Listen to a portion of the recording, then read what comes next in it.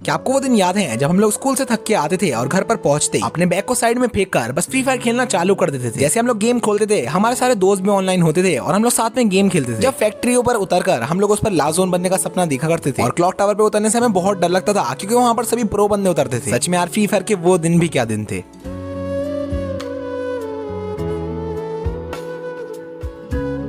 So hey what's up guys, welcome back to the video. तो guys आज की इस वीडियो के अंदर मैं आपको हमारे फ्री फायर की कुछ ओल्ड मेमोरीज याद दिलाने वाला हूं। और आज की वीडियो आप लोगों के लिए इमोशनल भी हो सकती है क्योंकि गाइस आज आपको आपकी सारी फ्री फायर की पुरानी मेमोरीज याद आने वाली है। जब आप लोगों ने फ्री फायर को नया नया डाउनलोड करा था तब आपके साथ फ्री फायर में क्या क्या हुआ था और आपकी फ्री फायर में क्या क्या मेमोरीज थी। और जितने भी न्यू प्लेयर्स इस वीडियो को देख रहे हैं आप लोग भी वीडियो को जरूर एंड तक देखना ताकि आपको भी पता चले कि हमारा पुराना फ्री फायर कैसा था। क्योंकि अभी जैसा फ्री फायर है ना, हमारा पुराना फ्री फायर वैसा बिल्कुल भी नहीं था। पुराना जो फ्री फायर था वो इससे बहुत अलग था और बहुत अच्छा था। तो गाइस क्या आप लोगों को फ्री फायर के वो दिन याद हैं जब हम लोग गेम को बस एंजॉयमेंट के लिए खेलते थे और अगर हमें गेम खेलने को कोई मना ना करे तो हम लोग दिन भर भी गेम खेलते रहते थे। क्योंकि उस टाइम पर हम लोग अपने दोस्तों के साथ गेम खेलते थे, हम लोग आराम से रैंक पुश करते थे और रैंक गेम में बहुत ही मजे करते थे। जिस टाइम पर लॉकडाउन चल रहा था उस टाइम पर हम लोग पूरे दिन तो गेम खेलते थे, उसके साथ साथ पूरी रात भी गेम खेलते थे। उस टाइम पर बस हमारा एक ही सपना रहता था कि काश हम लोग हीरोइक पहुंच जाएं। और हीरोइक पहुंचने के लिए हम लोग दिन रात रैंक पुश करते रहते थे, अपने दोस्तों के साथ रैंक गेम खेलते रहते थे। लेकिन तब भी उस टाइम पर हम लोग हीरोइक पहुंच ही नहीं पाते थे क्योंकि उस टाइम पर हीरोइक पहुंचना बहुत मुश्किल था। और 2019 के टाइम पे जो फ्री फायर का म्यूजिक था वो सभी प्लेयर्स का अब तक का सबसे फेवरेट म्यूजिक है। आपको सुनाता हूँ आखिरकार उस टाइम पे फ्री फायर का म्यूजिक कैसा था और आपको भी इससे बहुत सारी अपनी पुरानी मेमोरीज याद आ जाएंगी। तो आप लोग फ्री फायर का ओल्ड म्यूजिक ये सुनो।